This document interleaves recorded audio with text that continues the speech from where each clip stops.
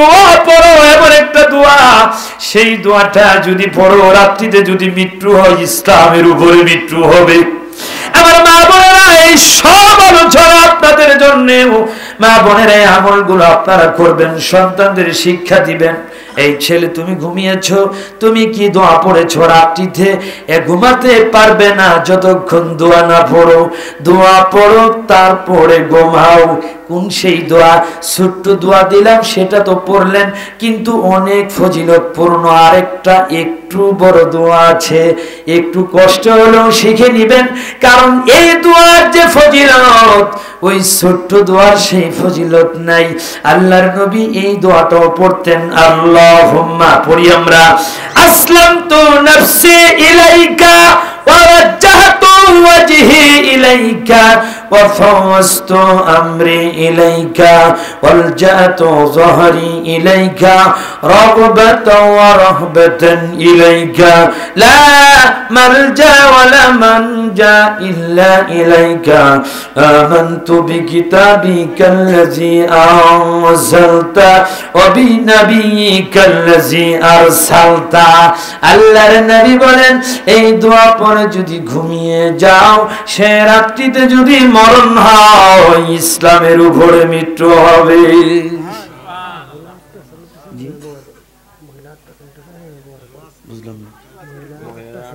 মহিলার জায়গা হচ্ছে না, মাশাআল্লাহ, আলহামদুলিল্লাহ। মা বোনদের জায়গা হচ্ছে না, এতক্ষণ খালি আপনাদের ছাপাইলাম। মনে হয় যে মা বোনেরা আমাদের চেয়ে আরো বেশি, তাই না? আলহামদুলিল্লাহ, আলহামদুলিল্লাহ। মাদেরকে আল্লাহ কবুল করুন, সবাই বলে আমিন। আদর্শ মা নেপোলিয়ন বলেছিলেন, দার্শনিক, একজন দার্শনিক বিদ্বান, তিনি বলেছিলেন, I give a mother, give a nation, একটা শিক্ষিত মা দাও, আমি তোমাদের একটা শিক্ষিত জাতি উপহার দিব। মা, আপনাদের অনেক ভূমিকা আছে, রাত্রে ঘুমাতে গেলে আপনাদের ভূমিকার অনেক বেশি। বাচ্চা খানা খাচ্ছে, বিসমিল্লাহটা পড়েছে কিনা লক্ষ্য করুন। কারণ যে খানায় বিসমিল্লাহ বলা হয় না, ওটা শয়তান তার জন্য হালাল করে নেয়। বাচ্চাদেরকে শিখান, খানা খেলে যেন হাতটা পরিষ্কার পরিচ্ছন্ন করে খেয়ে নেয়। মা, আপনি বাচ্চাদের শিখান, প্লেটটা যেন পরিষ্কার পরিচ্ছন্ন করে খায়। কোন দানা যদি পড়ে যায়, শয়তানের জন্য যেন ফেলে না রাখে। কারণ বিশ্বনবী বললেন, আইনা বারাকা, কোথায় বরকত আছে তুমি জানো না? যতটুকুন খাদ্য খেয়েছো হয়তো বা কোথাও বরকত নাই, যে দানাটা পড়ে আছে বরকত ওই দানাতে চলে গেছে। হতে পারে কি পারে না? যেহেতু আল্লাহর নবী বলেছেন আইনা বারাকা, বারাকা কোথায়, বরকত কোথায়, এটা জানা নাই, তার ওই দানাতেও থাকতে পারে। ওটা যদি কাদায় পড়ে যায়, ওটা পানি দিয়ে ধৌত করে উঠিয়ে খেয়ে নাও। কিন্তু এক শ্রেণীর মানুষ গরুর মতো খায়, কথা ঠিক কিনা? গরু একসাথে ভাই কয় কাজ করে? কথা বলেন, কয় কাজ করে? পায়খানা করে, প্রসাব করে, আবার খড়কুটা ঘাস লতা পাতা এগুলো খায়। কি বলেন, ঠিক না? এই গরু মার্কা মুসলমান পায়খানার ভিতরে বসে প্রসাব করে, পায়খানা করে, আর বিড়ির টান মারে। কথা ঠিক কিনা? এ গরু না মানুষ? আমার ভাইরা, এবারে বলেন, ওই পায়খানা খাওয়ার জায়গা, বুকের জায়গা না ত্যাগ করার জায়গা? কি ওটা ত্যাগ করার জায়গা না ভোগ করার জায়গা? তো ওইখানেও খায়, এই খাসটা ওইখানেও খায়, এই জানোয়ারটা ওইখানে বসে বসে খায়। মানে নিচে নামতে নামতে এত নিচে নামেছে। কুষ্টিয়া প্রোগ্রামে গেলাম, ত্রিমোহনী থেকে আপনার ময়মনসিংহ কাতলা সেন কামিল মাদ্রাসার, কাদিয়া কামিল মাদ্রাসার সুযোগ্য প্রিন্সিপাল সুপার শেখ আব্দুল ওয়াহাব মাদানী হাফিজাহুল্লাহ, একই সাথে আমাদের প্রোগ্রাম। তো যাবো আমরা কুষ্টিয়া প্রোগ্রামে, ত্রিমোহনী থেকে বাসে উঠেছি। তো দুদিকে জানালার ফাঁক দিয়ে দেখি বিশাল বনকে বন, কোথাও বেড়া নাই।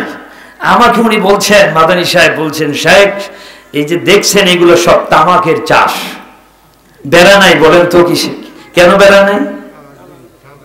তামাক এই পাতাটা এতটাই নিকৃষ্ট, এতটাই অখাদ্য, পৃথিবীতে শেয়ালে খায় না, কুত্তাও খায় না, পৃথিবীর কোনো পোকামাকড়ও খায় না, ওইটা মানুষে খায়। কি বলেন, ঠিক কিনা? কুত্তাও খায় না, কোনো প্রাণী খায় না, কোনো পোকামাকড়ও খায় না। ধান খেতে দেখবেন ইঁদুরের গর্তের অভাব নাই, কথা ঠিক কিনা? আর তামাক যেখানে চাষ ওইখানে দেখেন কোনো গর্ত পান কিনা। পৃথিবীতে কোনো প্রাণী না এটা খা, কিন্তু একটা প্রাণী খা, দুই ভাইয়ের মানুষ নামে জানোয়ার, কথা ঠিক কিনা? এদেরকে কুত্তাও বলা চলে না, এর চেয়ে আল্লাহ আরো নিচে নামিয়ে দিয়েছেন। প্রমাণ, ওদের যদি বলা হয় তোমরা এটা খাও, কেন কয় যে এটা না খাইলে টয়লেট ক্লিয়ার হয় না। কি বলেন ঠিক কিনা? মহিলারাও খায়, মহিলারাও কিন্তু সিগারেট খায় না? পানের সাথে জর্দা আছে না নাই? বুড়াকে বলে দেয় খবরদার জর্দা ছাড়া পান ছাড়া বাড়িতে আসবে না। কি বলেন ঠিক না? মানে বাজার না নিয়ে আসলেও চলবে, কিন্তু আমার এটা যেন ঠিক থাকে, না হলে বুড়া তোমার বাড়িতে কিন্তু ঠিকানা নেই। বুড়ারে বাড়ি থেকে বুড়ি বের করবে, কুটকুট করে সারাদিন জর্দা দিয়ে খাচ্ছে না? জর্দা খোর, হারাম খোর। আমার ভাইরা, যদি বলা হয় এটা খাও, ঘ্যান এটা একটা মজা আছে, পায়খানার গন্ধ আর বিড়ির টানের স্বাদ, স্বাদে গন্ধে অতুলনীয়, মানে এতই সুস্বাদু খাবার, এর মতো সুস্বাদু খাবার আর নাকি পৃথিবীতে নাই। নাউজুবিল্লাহ বলে এই বখাটে তার রুচিটা নামতে নামতে এত নিচে নেমেছে, কুত্তার চেয়েও নিচে নেমে গেছে। আমার ভাইয়েরা, আমি কুকুরের চেয়েও নিকৃষ্ট বললাম, প্রমাণ আছে, প্রমাণ ছাড়া কথা বলবো না।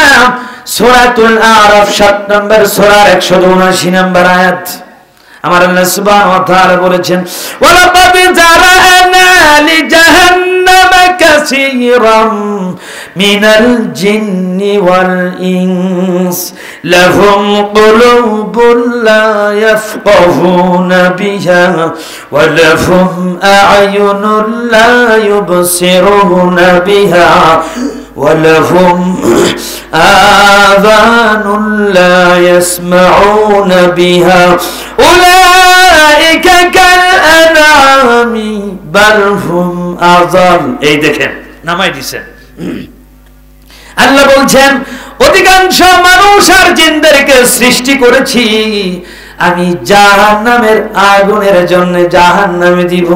কোন সেই মানুষ যাদের অন্তর দিলাম, বিবেক দিলাম, বুঝার সক্ষমতা দিলাম, শক্তি দিলাম, এরপরে বুঝে এই যে এখন যারা শোনার পরেও যারা খাবেন এই হারামখোর, এরাই জাহান্নামে যাবে। এই যে বিবেক দিলাম, আল্লাহ বলছেন ওয়ালাহুম আ'য়ুনুন লা ইবসিরুনা বিহা, চক্ষু দিয়েছি দেখার জন্য, দেখে না। কি দেখে না? আল্লাহর কালাম দেখে না, কোরআন সামনে খুলে দিলে পড়তে পারে না। হাইরে কপাল মন্দ, চোখ থাকিতে অন্ধ, কোরআন পড়তে পারে না। বাঁচবেন কি করে? কোরআন আপনার বিপক্ষে অবস্থান নেবে, কোন পথে না, পড়তেই হবে। বলেন কি? সম্মানিত উপস্থিতি, ওই কবরে যে ফেরেশতা যে 3টি প্রশ্ন করবেন, জবাব দেওয়ার পরে ফেরেশতা বলবেন যে ওমা ইউদরিকা, তুমি জানলে কি করে? এত সুন্দর জবাব, রব্বি আল্লাহ দীন আল ইসলাম ওমেন নবিয়ুক নবী মুহাম্মদ রাসূলুল্লাহ সাল্লাল্লাহু আলাইহি ওয়াসাল্লাম। আলহামদুলিল্লাহ, জানলে কি করে?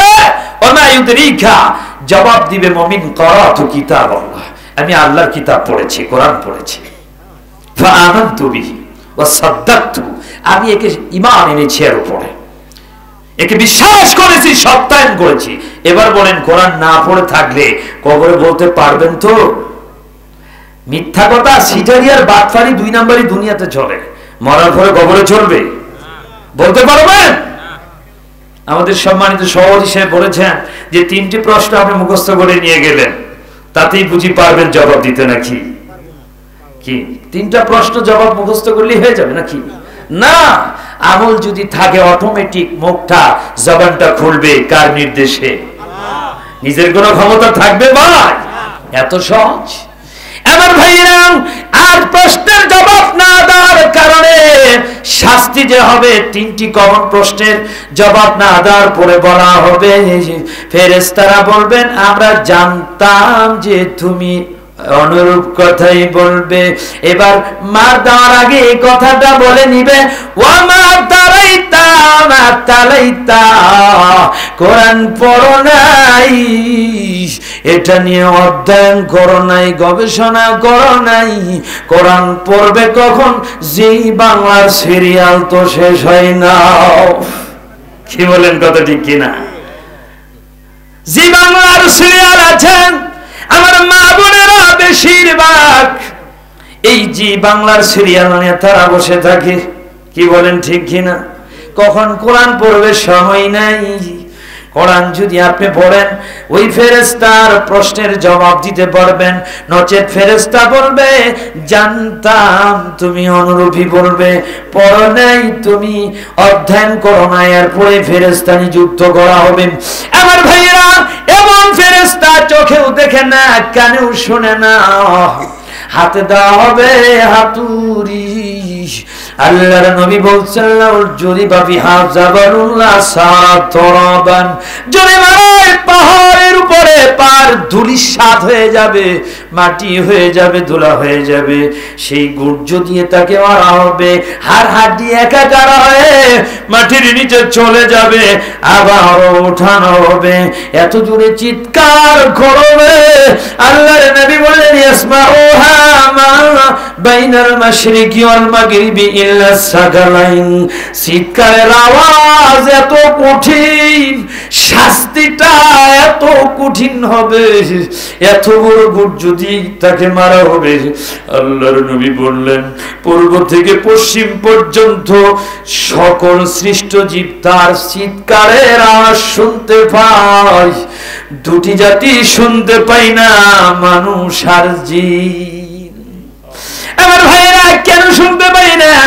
আল্লাহ নবী নিজ কানে কবরের শাস্তি শুনতে পেয়ে থমকে দাঁড়িয়ে গেছেন আর বলেছেন আমি যেন এখন দোয়া করি, আমার মন চাচ্ছে আল্লাহ যেন কবরের শাস্তিটা তোমাদেরও শুনিয়ে দেন। আল্লাহ তাদাফানু, দোয়া করি না এই জন্য যে তোমরা তোমাদের ভাইদের দাফন কাফন বন্ধ করে দিবে, মানুষ বেহুশ হয়ে যাবে, মানুষ জ্ঞান হারিয়ে ফেলবে, কবরের চিৎকার শুনলে মানুষ বাঁচতে পারবে না। আমার ভাইরা, অতএব কোরআন এমন একটি বিষা যেটা আপনি নিয়ে যদি যান প্রত্যেকটা চেকপোস্টে পার হয়ে যাবেন। বলেন সুবহানাল্লাহ। আমার ভাইরা, সূরা বারাতে রেখেছিলাম আপনাদেরকে, সেদিন মুমিন বিদ্যুৎ গতিতে পার হবে, সেদিন মুমিনকে নূর দেওয়া হবে। নূর যখন সালাতে যাবেন বাড়ি থেকে বের হয়ে, তখন দোয়া পড়বেন। কি দোয়া করে দিবেন? সারা রাত শয়তান তার কাছে ঘেঁষতে পারবে না। সুবহানাল্লাহ। এই প্রহরী, এই দারোয়ানের পয়সা দিতে হবে না। বাড়ির দারোয়ান রাখলে আপনার বেতন দিতে হয় কিনা? আল্লাহ বিনা পয়সায় আপনি থাকবেন ঘুমিয়ে, জাগ্রত প্রহরী নিযুক্ত করে দিবেন, কোনো ক্ষতি হবে না, সূর আপনার বাসায় আসবে না, শয়তান আসবে না। সুবহানাল্লাহ।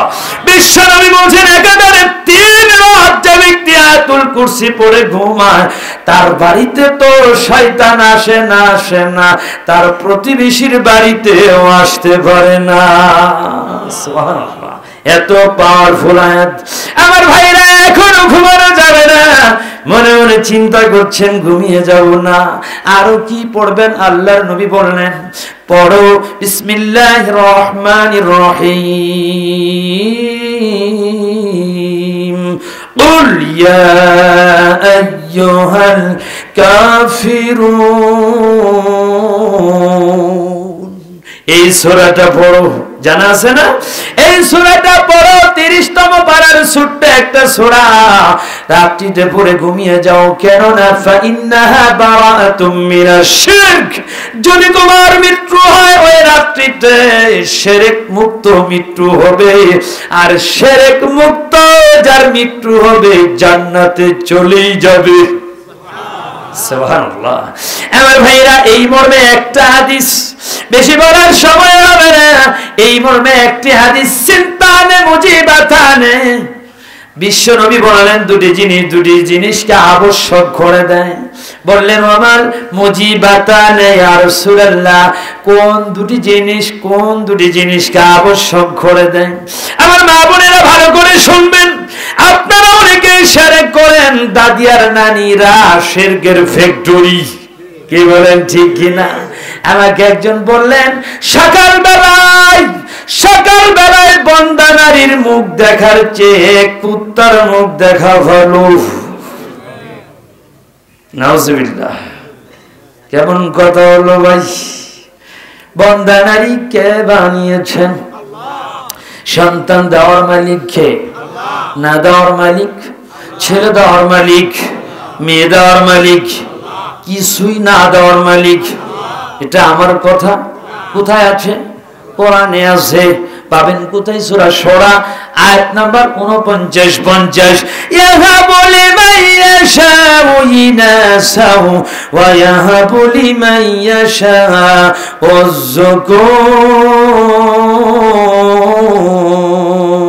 আয-যুকুর আও ইউযাব্বিজুহুম যুকরানা ওয়া ইনাসা ওয়া ইয়াজআলু মান ইয়াশাউ আকিমা। আমার আল্লাহ যাকে ইচ্ছা কন্যা দেন, যাকে ইচ্ছা পুত্র দেন, যাকে ইচ্ছা দুটো মিলিয়ে দেন, যাকে ইচ্ছা আমার আল্লাহ বন্দা রাখেন, কিছু দেন না। এত দামি মহিলা মা আয়েশা, বিশ্ব নবী বলছেন আনতা জাওজাতি ফিদ দুনিয়া ওয়াল আখিরা। আয়েশা, তুমি শুধু দুনিয়াতে আমার স্ত্রী না, পরকালেও তুমি আমার স্ত্রী হিসেবে থাকবে। সুবহানাল্লাহ, কি কত মহব্বত, কত আদর, কত ভালোবাসা। আমাদের আয়েশার নিজের বর্ণনা, তিনি বলেছেন কুনতু আশরাবু সুম্মা ওয়ানাবিলুহুন নবী সাল্লাল্লাহু আলাইহি ওয়াসাল্লাম, আমি এক পেয়ালা একটি পাত্রে পানি নিয়েছি, কিছু অংশ পান করেছি, কিছু অংশ আমি আল্লাহর নবীর কাছে দিলাম। আমি দেখতে পেলাম আল্লাহর নবী ওই জায়গায় মুখ লাগিয়ে পানি পান করছেন, আমি আয়েশা যে জায়গায় মুখ লাগিয়ে পানি পান করেছি। বলেন সুবহানাল্লাহ। ওয়ানা হাইজুন, তখন আমি ঋতুবতী নারী। ইসলামী একমাত্র নারীদেরকে সম্মান দিয়েছে। বলেন সুবহানাল্লাহ। কন্যা হিসেবে দিয়েছেন, বোন হিসেবে দিয়েছেন, মা হিসেবে এতটাই দিলেন। আল্লাহর এত দামি জান্নাত মায়ের পায়ের কাছে নিয়ে দিলেন।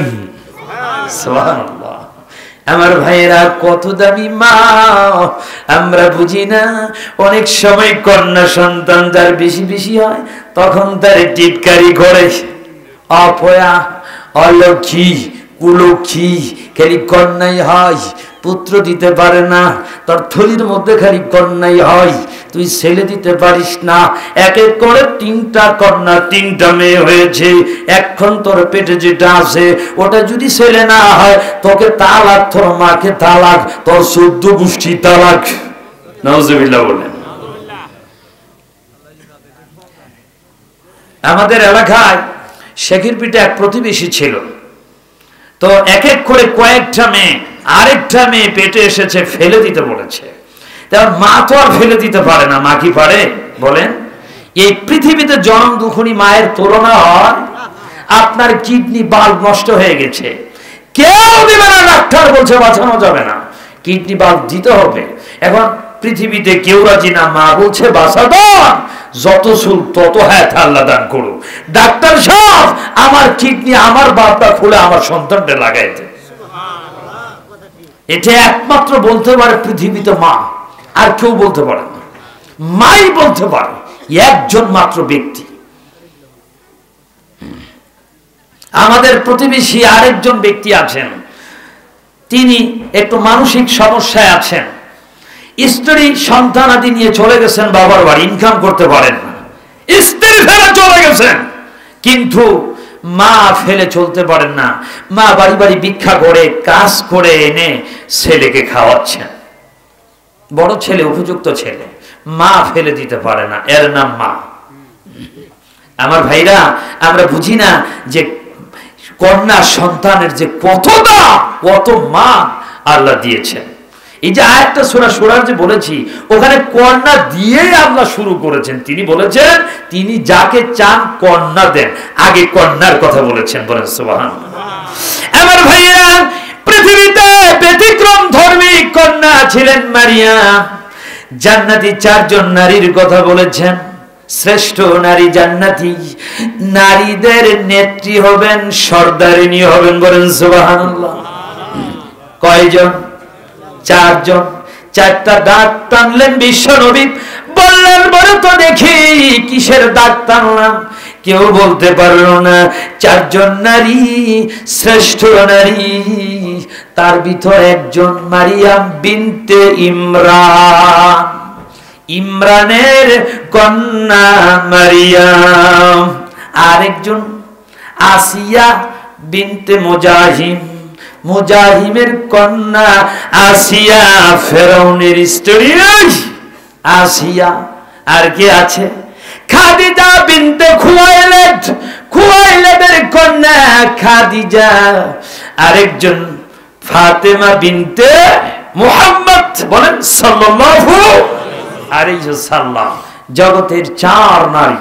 এবারে বলবেন আম্মা জান আয়েশা কোথায়? আম্মা জান আয়েশার ব্যাপারে বিশ্ব নবী বলছেন, সকল খাদ্যের উপরে যেমন সারিদের মর্যাদা। সারিদ না ভাঙ্গিয়ে দিলে অনেকেই বুঝবেন না সারিদ কাকে বলা হয়। আল্লাহর নবী গোশতের ঝোলের সরার ভিতরে রুটি টুকরো টুকরো করে ভিজিয়ে খাওয়া কি পছন্দ করেছেন? গোশত দিয়ে রুটি খাওয়া আপনাদের কি পছন্দ নাকি পছন্দ না? অনেকেই পছন্দ করে, এটা সুস্বাদু টেস্ট খাবার। গোশত দিয়ে রুটি দিয়ে সুন্দর খাবার তৈরি হয়, এর নাম সারিদ। 3 প্রকারের খাদ্য আল্লাহর নবী বলছেন বারাকা আছে, বরকত আছে, তার ভিতরে একটা সারিদ। সকল খাদ্যের উপরে যেমন বরকতময় খাবার সারিদ, দুনিয়ার সকল নারীদের উপরে তেমনি মর্যাদা আয়েশা। সুবহানাল্লাহ। ওই আয়েশার ঘরে সন্তান ছিল না, সন্তান ছিল না। ঘরে নিয়ে আসলেন 6 অথবা 7 বছর মতান্তরে আল্লাহর নবীর সাথে কাবিন হলো। 9 বছরে উঠিয়ে ঘরে নিয়ে আসলেন। আল্লাহর নবী যখন ইন্তেকাল করলেন, আম্মা জান আয়েশা সিদ্দিকার বয়স তখন 18। সংসার হলো 9 বছর, সন্তান তো আল্লাহ দেন নাই। দাম কি কম? কথা বলেন, দাম কম? জগৎ সেরা নারী, যার ব্যাপারে মিথ্যার অপবাদ দিয়েছিল আব্দুল্লাহ ইবনে উবাই ইবনে সালুল মুনাফিক, জিনার অপবাদ দিয়েছিল বনি মুস্তালিক যুদ্ধে। আম্মা জান আয়েশা লটারিতে যখন নাম উঠে, তখন তাকে আল্লাহর নবী তখন নিয়ে যান, যুদ্ধক্ষেত্রে নিয়ে যান। তার চিরাচরিত একটি নিয়ম ছিল, তিনি যখন যুদ্ধে গমন করতেন স্ত্রীদের মাঝে লটারি করতেন, যার নাম পড়তো তাকেই নিয়ে যেতেন। ওই সময় বনি মুস্তালিক যুদ্ধে যখন যাবেন, তখন নাম উঠলো কার? আম্মা জান আয়েশা সিদ্দিকার। আম্মা জান আয়েশা সিদ্দিকাকে নিয়ে যাওয়া হলো। বিশাল ঘটনা সংক্ষেপে বলবো। তাকে নিয়ে যাওয়া হলো হাওদার ভিতরে। হাওদা বুঝেন? কাঠের একটা বাক্স বা পালকি যেটা বলেন, ওই বাক্সের ভিতরে নিয়ে তাকে উঠের পৃষ্ঠে উঠিয়ে দেওয়া হলো। ওই যারা নিয়ে গেলেন ধরে ধরে, রশি ধরে ধরে টেনে টেনে নিয়ে যাওয়া হলো। তিনি যত স্থানে যাওয়ার পরে যুদ্ধ শেষে এবার গমনের ঘোষণা, মদিনায় চলে যেতে হবে। মদিনার নিকটবর্তী হলে তখন যাত্রী বিরতি দিলেন। তার কোনো প্রয়োজন থাকতে পারে, প্রাকৃতিক প্রয়োজন থাকতে পারে। সময় দিলেন সবাই, যার যার প্রস্রাব পায়খানা, যার যে সমস্যা ছিল সেই কাজগুলো তারা সেরে নিচ্ছেন। অনেক রাস্তা অতিক্রম করে ক্লান্ত শ্রান্ত শরীরে এসে একটু সময় নিচ্ছেন। আমাদের আয়েশা বলছেন, আমি চলে গেলাম প্রাকৃতিক প্রয়োজনে। আমি আমার তাঁবুতে এসে দেখি গলায় হাত দিয়ে হার নাই। হাতটা নিয়েছিলাম আমার বোন আসমা বিনতে আবি বকর সিদ্দিক রাদিয়াল্লাহু তাআলা আনহু, আমার বোন থেকে হাতটা নিয়েছিলাম, ধার গড়া হাওলাত করে নিয়েছিলাম। হাতটা নাই, হার খোঁজার জন্য, অন্বেষণের জন্য আমি আবার বের হয়ে পড়লাম। আমি হাতটা পেয়ে গেলাম, ঠিক এসে দেখি যাত্রী নাই, আল্লাহর নবী নাই, কেউ নাই, সবাই চলে গেছে। তিনি বললেন, আমি এখানেই থাকা বুদ্ধিমানের কাজ হবে, অন্যত্র যাওয়া যাবে না। যখন তারা পালকিতে দেখবেন হাওদার ভিতরে আমি আয়েশা নাই, তখন আমার সন্ধানে লোক পাঠাবেন। আমার ওই যে যারা ওই হাওদা ওই উপর থেকে যারা নিচে নামিয়েছিলেন, বিষয়টা তারা আবার উপর থেকে যখন ওই নিচে থেকে উপরে উঠালেন, বুঝতে পারেন না আমি ওই হাওদার ভিতরে আছি বা না আছি, তারা টের পান নাই, বুঝতে পারেন নাই। কারণ উঠানোর সময় আমার অনেকেই মিলে তারা উঠিয়ে দিয়েছেন, আবার নামালেন, কিন্তু তারা বুঝতে পারেননি। আবার যখন উঠালেন হাওদাটা উটের পৃষ্ঠে উঠালেন, মাত্র কয়েকজন মিলে উঠালেন, তারা বুঝতে পারেন না আমি ওর ভিতরে আছি বা না আছি। যেহেতু আমি পাতলা, আমি হালকা ধরনের ছিলাম, তারা চলে গেলেন। ওই জায়গায় আমি রেস্ট নিচ্ছি, বিশ্রাম নিচ্ছি, ঘুমিয়ে পড়লাম। সাফওয়ান ইবনে মুআত্তাল আস-সুলামি আজ-যাকওয়ানি, যার দায়িত্ব ছিল সকলের শেষে সবকিছু দেখাশোনা করা, কোনো কিছু যদি আবার যাত্রীরা রেখে যায়, কিন্তু ওই সময় পাওয়া গেল না, ওনারা সবাই চলে গেছেন। শেষে যখন আসলেন, ফজরের সময় হয়ে যাচ্ছে, অন্ধকার, ফজরের সময়, সুবে সাদিকের সময় আসছেন। এসে আমাকে দেখে একটা কাপড় দিয়ে জড়িয়ে পড়ে থাকা একজন নারীকে দেখে তিনি সাথে সাথে আমাকে চিনে ফেলেছেন, মুখটা দেখে ফেলেছেন। কারণ পর্দার বিধান নাযিল হওয়ার আগে তিনি আমাকে দেখেছিলেন। দেখা মাত্রই একটি বাক্য বলেছেন, ইন্না লিল্লাহি ওয়া ইন্না ইলাইহি রাজিউন। এই তো আল্লাহর নবীর পবিত্র স্ত্রী, আল্লাহর নবীর স্ত্রী, এত দামি নারী এখানে পড়ে আছে। তিনি শুধু এই বাক্যটা বললেন, আর কোনো কথাই তিনি বলেননি। তিনি ওই তার সোয়ারিকে বসিয়ে দিলেন। আম্মা জান আয়েশার নিজের বর্ণনা, ওই সোয়ারির হাতের উপরে পা রেখে আমি সোয়ারির পৃষ্ঠে আরোহণ করি। আমার রশি ধরে টেনে টেনে আমাকে গন্তব্য স্থলে নিয়ে যায়। আল্লাহর কসম করে বলছি, এই পথের মধ্যে আর দ্বিতীয় কোনো কথা হয় নাই, শুধু ইন্না লিল্লাহ এই বাক্য বলা ব্যতি রেখে না তিনি আমার সাথে কোনো কথা বলেছেন আর না আমি বলেছি। এই তিলকে তাল করে সুযোগ বুঝে মদিনার আব্দুল্লাহ ইবনে উবাই ইবনে সালুল মুনাফিক সরিয়ে দিল ওই সাফওয়ানের সাথে আল্লাহর নবীর স্ত্রী আম্মা জান আয়েশা সিদ্দিকা ব্যভিচারে লিপ্ত হয়েছেন। বলেন নাউজুবিল্লাহ। আমার ভাইরা, মুমিনদের মুসলিমদের কান অনেকের ভারী করে দিলেন, অনেকেই বিশ্বাস করে ফেললেন। আমার ভাইরা, আল্লাহর নবী টেনশনে পড়ে গেলেন, ডাক দিলেন, আলী রে, তুমি এই বিষয়ে কি বলো, তোমার কি মতামত, কি চূড়ান্ত কি সিদ্ধান্ত? আলী রাদিয়াল্লাহু তাআলা বললেন, এ ব্যাপারে আমি যেটা বলতে চাচ্ছি, আপনার অনেক স্ত্রী আছে, এটা যদি ছেড়ে দেন, ত্যাগ করেন, আপনার কোনো ক্ষতি হবে না, যেহেতু আপনার অনেক স্ত্রী আরো আছেন। আমার ভাইয়েরা, উসামা ইবনে যায়েদকে ডাকা হলো। বিশ্ব নবীর প্রিয় পাত্র গোলাম ছিলেন যায়েদ বিন হারেস, তার ছেলে উসামা। ও উসামা, তুমি বলো। তিনি বললেন, আম্মা জান আয়েশার ভিতরে তার থেকে মন্দ কোনো কিছু আমি জানি না, ভালো ছাড়া খারাপ কোনো কিছু আমি জানি না। ডাক দেন বাড়িরা, একটু জিজ্ঞাসা করে নিন। বাড়িরা কাজের মেয়ে, তাকেও ডাক দিলেন আল্লাহর নবী। ও বাড়িরা, তুমি বলো আয়েশার ব্যাপারে তোমার মন্তব্য কি, তুমি কি কিছু জানো? তিনি বললেন যে, হে আল্লাহ রাসূল, তার ভিতরে শুধু একটি ত্রুটি আমি লক্ষ্য করতে পাই। সেই ত্রুটি কি?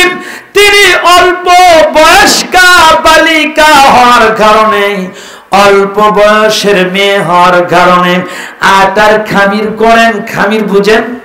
আটা পানি দিয়ে যেটা গুলি বানানো হয়, খামির করেন, রুটি বানাবেন। অল্প বয়সের মেয়ে, তাই তো দেখা যায় খামিরটা রেখে তিনি ঘুমিয়ে পড়েন। ওই সুযোগে ওই ফাঁকে ছাগল এসে আটার খামিরটা খেয়ে চলে যায়। এছাড়া আর কোন ত্রুটি হে আল্লাহ রাসূল আম্মা জান আয়েশার পক্ষ থেকে আমার জানা নাই। সুবহানাল্লাহ। আমার ভাইয়েরা, এদিকে তোলবার সারা মদিনায় হই হই রই রই, কিন্তু আম্মা জান আয়েশা তখনও পর্যন্ত জানেন না মিস্তা তিনি উম্মে মিস্তার মায়ের সাথে একতা রাত্রিতে প্রাকৃতিক প্রয়োজনের জন্য বের হলেন। তিনি বলছেন, তখনকার যুগে আমরা বাড়িতে টয়লেট বানানোটা অপছন্দ করতাম। বাড়িতে পায়খানা থাকবে এটা আমাদের কাছে ঘৃণার বস্তু ছিল। আমাদের বাড়িতে কারোর প্রস্রাব পায়খানার ব্যবস্থা থাকতো না। পায়খানা করতে হলে আমরা রাত্রিতে চলে যেতাম, দূরে চলে যেতাম। মিস্টার মাকে নিয়ে আমি যখন প্রাকৃতিক প্রয়োজনে বের হয়ে গেলাম, আসার পথে উম্মে মিস্টার মা কাপড়ের সাথে বেঁধে পায়ে বেজে হুচট খেয়ে পড়ে গেলেন আর বললেন, মিস্তা ধ্বংস হয়ে যাক।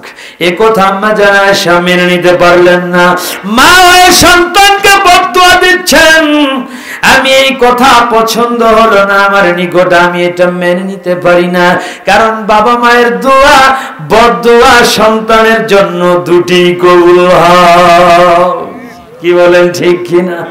আমার ভাইরা, বন্দুকের গুলি মিস হয়ে যেতে পারে, বাবা মায়ের দোয়া বদদুয়া কোনোদিন মিস হবে না।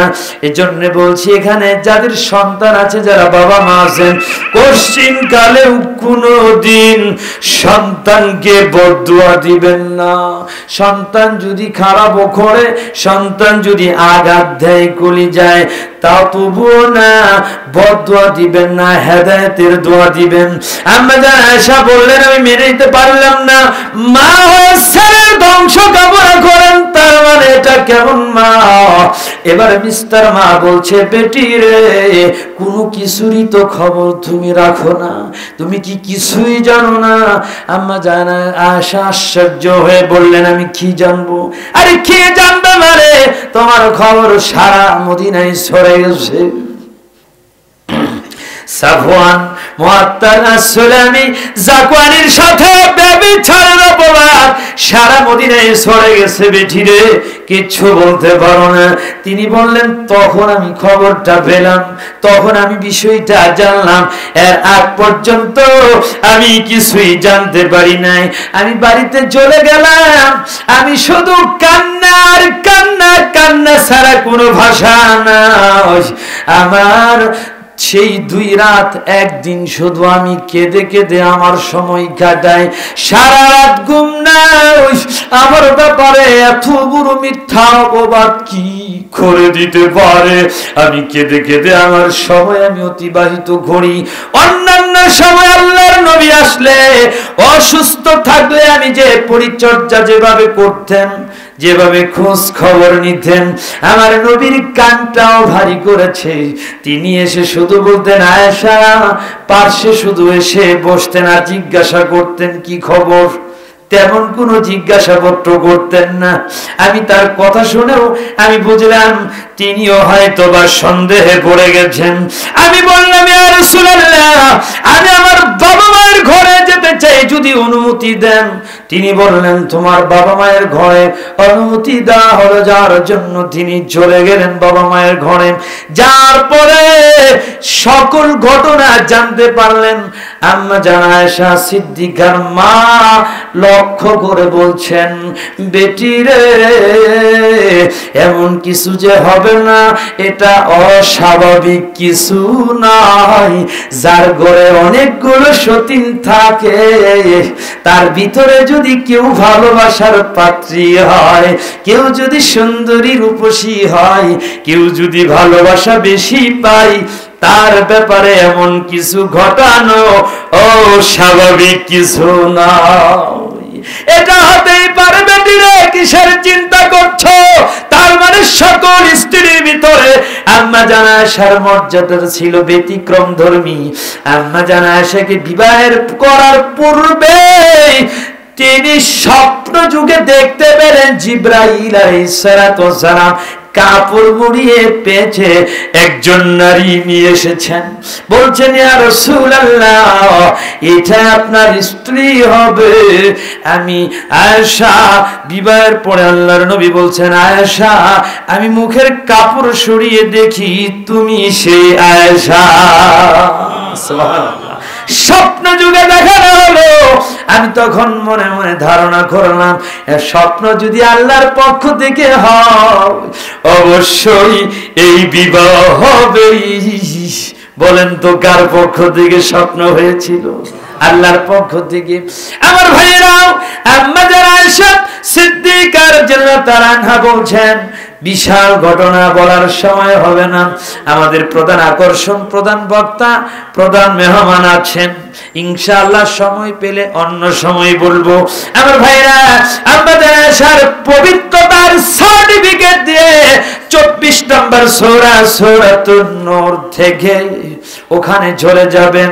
11 থেকে 20 পর্যন্ত 10টি আয়াত আমার আল্লাহ নাজিল করে আম্মা জান আয়েশা সিদ্দিকা রাদিয়াল্লাহু তাআলা আনহার চরিত্রের নিষ্কলুষতা, পবিত্রতা প্রমাণ করলেন। বলেন সুবহানাল্লাহ। আল্লাহর নবী বাড়িতে আসলেন, নিঝুম হয়ে গেলেন। ওহী নাজিল হচ্ছে। ওহী নাজিলের পরে তিনি মাথা উঠালেন। ওঠানোর পরে বলেন, আয়েশা, তোমার ব্যাপারে আল্লাহ তোমার চরিত্রের পবিত্রতার ঘোষণা দিয়ে আল্লাহ আয়াত নাজিল করেছেন।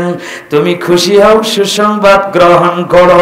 এর পূর্বে শুধু একটা কথাই বলেছেন, আয়েশা, তুমি যদি অন্যায় করে থাকো আল্লাহর কাছে ক্ষমা চাও, আল্লাহ ক্ষমা করে দিবেন। আম্মা জান আয়েশা বলেছেন, এখন আপনার ব্যাপার আর আমার ব্যাপারটা অনুরূপ হয়ে গেছে।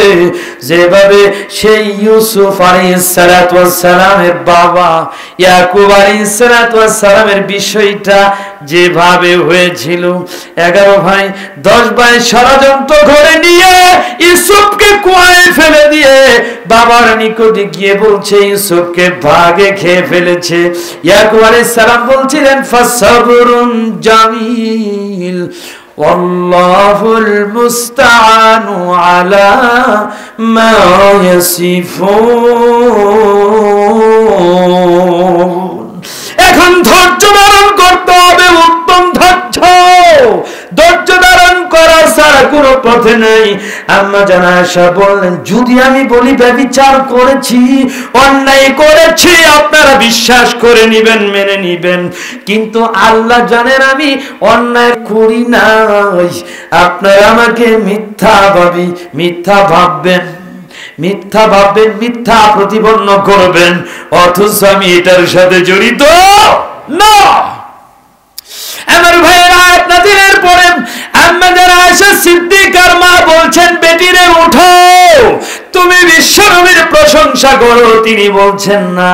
আরে বলেন কি, স্বামী তো একটু অভিমান করতেই পারে, প্রশংসা করব সে আল্লাহর। যিনি আরশে আজিম থেকে আমার চরিত্রের পবিত্রতার বর্ণনা দিয়ে আয়াত নাজিল করে বিশ্ববাসীকে জানিয়ে দিয়েছেন। সুবহানাল্লাহ। কিয়ামত পর্যন্ত পড়া হবে সেই আয়াত।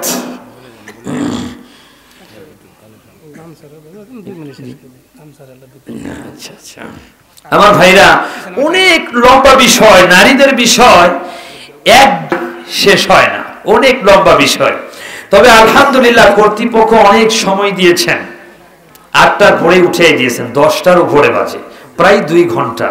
আমি নিজেই বলেছিলাম যে আমি অল্প আলোচনা করবো, কণ্ঠটা বসে গেছে, কথা বলা কষ্ট। এরপরেও যখন আলোচনা শুরু করি, আল্লাহ দয়া করেন, নিজের তাল নিজের হুঁশ হারিয়ে ফেলি। আল্লাহ বলার তৌফিক দেন। আপনারা দোয়া করবেন ইসলামের খেদমতে আল্লাহ যেন কবুল করেন, সবাই বলি আমিন। আমার ভাইরা, অসমাপ্ত আলোচনা এখানে রেখে দিচ্ছি। আমি কোরআন থেকে একটা আয়াত পাঠ করেছিলাম, সূরাতুল আহজাব 33 নম্বর সূরার 59 নম্বর আয়াত। সেখানে পর্দার বিষয়ে আল্লাহ সুবহানাহু ওয়া তাআলা বলছেন, ইয়া আইয়ুহান নাবিয়্যু, হে আমার নবী, কুল লিআজওয়াজিকা ওয়া বানাতিকা ওয়া নিসাইল মুমিনিন, তুমি তোমার স্ত্রী, কন্যা, সারা জগতের সকল নারীদেরকে বলবে, ইউদনিনা আলাইহিন্না মিন জালাবিবিহিন, তারা জিলবাব, একটা বড় চাদর ব্যবহার করবে, যে চাদরটা মাথার তালু থেকে পায়ের পাতা পর্যন্ত পূর্ণ শরীরটা ঢেকে নেবে। লাভটা কি হবে?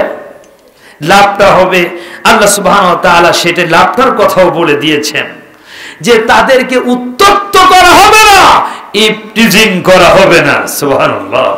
বলেন, আজ যারা ধর্ষিতার শিকার হয় যে সকল নারীরা, অ্যাসিড নিক্ষিপ্ত করা হয় যে সকল নারীদেরকে, এরা কি পর্দানশীল নাকি বেপর্দা নারী? কথা বলেন, খাটাস মার্কা নারী। কেউ কেউ কোন নারীতে একটু হুজুর দেখলে মাথায় কাপড় উঠায়, প্রধান বক্তা আসছে, মাশাআল্লাহ, লিল্লাহি তাকবীর, প্রধান বক্তা